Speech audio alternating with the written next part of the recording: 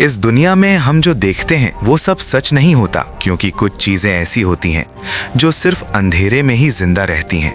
इंसान के डर से, उसके गुस्से से और उसके दुख से जन्म लेती हैं कुछ भयानक शक्तियां। इन्हें कहा जाता है श्राप। और आज की कहानी है एक ऐसे लड़के की जो कल तक बिल्कुल नॉर्मल था, लेकिन आज से इस अंधेरी दुनिया का हिस्सा बन चुका है। उस लड़के का नाम है यूजी इटाडोरी।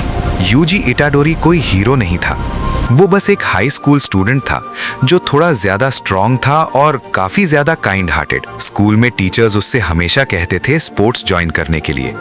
उसकी स्ट्रेंथ नॉर्मल स्टूडेंट से काफी ज्यादा थी, लेकिन यूजी को मेडल्स में इंटरेस्ट नहीं था। वो एक अलग क्लब का मेंबर था, ऑकल्ट रिसर्च क्लब, जहां घोस्ट्स, कर्सेस और पैरानॉर्मल चीजों पर बात होती थी। बाकी स्टूडेंट्स के लिए ये सिर्फ मजाक था, लेकिन यूजी के लिए ये बस एक एक्सक्यूज था ताकि वो रोज स्कूल के बाद सीधा हॉस्पिटल जा सके। हॉस्पिटल में यूजी का इंतजार करता था उसका दादाजी, एक बुजुर्ग इंसान जिसकी सांसें धीरे धीरे कम हो रही थीं। दादाजी हमेशा यूजी से एक ही बात कहते थे, यूजी तुम स्ट्रांग हो, और स्ट्रांग होना गलत नहीं है, लेकिन अपनी ताकत का यूज सिर्फ खुद के लिए मत करना, लोगों की मदद करना, और जब तुम मरो तो अकेला मत मरना। ये शब्द यूजी के दिल में बस गए और कुछ ही देर बाद उसके दादाजी इस दुनिया से चले गए। उस दिन यूजी ने सिर्फ अपना फैमिली मेंबर नहीं खोया, उसने अपनी पूरी जिंदगी का डायरेक्शन खो दिया। उसी शाम ऑकल्ट क्लब के मेंबर्स स्कूल में एक पुरानी चीज लाते हैं, एक बंद बॉक्स जिस पर अजीब से कागज और टैलिस्मैन्स लगे होते हैं। वो लोग क्यूरियोसिटी में उस बॉक्स को खोल देते हैं और वहीं सबसे बड़ी गलती हो जाती है। जैसे ही सील टूटती है, स्कूल के अंदर हवा बदल जाती है, लाइट्स कांपने लगती हैं और अंधेरों में कुछ ऐसा महसूस होता है जो जिंदा नहीं होना चाहिए था। यूजी समझ जाता है ये कोई मजाक नहीं है। इसी वक्त स्कूल में एक और लड़का आता है, शांत, सीरियस और काफी मिस्टीरियस।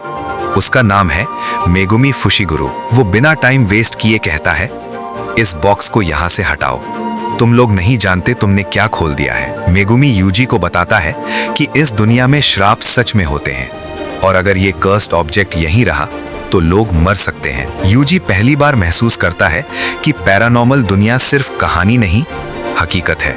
अचानक स्कूल के कॉरिडोर्स में अजीब सी चीजें दिखने लगती हैं, टेढ़े मेढ़े चेहरे, इंसान जैसे शेप, लेकिन बिल्कुल इंसान नहीं। ये श्राप इंसान के नेगेटिव इमोशन से अट्रैक्ट होते हैं, डर, अकेलापन, गुस्सा। यूजी के दोस्त सीधा डेंजर में आ जाते हैं। मेगुमी फाइट करता है, लेकिन श्राप ज्यादा होते हैं और तब यूजी समझ जाता है कि अगर उसने कुछ नहीं किया तो कोई जिंदा नहीं बचेगा। मेगुमी बताता है कि वो कर्स्ड ऑब्जेक्ट असल में एक श्राप की उंगली है, एक ऐसा श्राप जो सिर्फ लेजेंड नहीं बल्कि पूरा नाइटमेयर है। अगर कोई नॉर्मल इंसान इसे खा ले तो तुरंत मर जाता है, लेकिन यूजी के पास कोई और रास्ता नहीं होता। अपने दोस्तों को बचाने के लिए वो चीज निगल लेता है।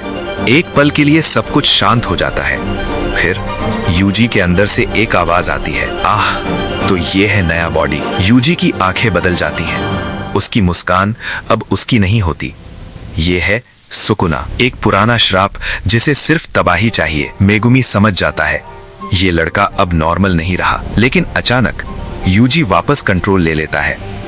ये इम्पॉसिबल था। जब सिचुएशन सबसे ज्यादा खराब होती है तब एक और इंसान आता है, कैजुअल वॉक, फेस पर ब्लाइंड फोल्ड और कॉन्फिडेंस जो हद से ज्यादा है, गोजो सतोरू। वो यूजी को देखकर कहता है, नॉर्मली तुम्हें अभी मार देना चाहिए, लेकिन शायद तुम काम के हो। यूजी को चॉइस दी जाती है, या तो तुरंत मौत या फिर जुजुत्सु सॉर्सरर बनकर बाकी श्राप की उंगलियां ढूंढना। यूजी को याद आता है उसके दादाजी के शब्द, अकेला मत मरना। और वहीं से एक नया सफर शुरू होता है, एक ऐसी दुनिया का सफर जहां श्राप होते हैं और हीरो बनने के लिए खुद मॉन्स्टर बनना पड़ता है। ये सिर्फ शुरुआत है।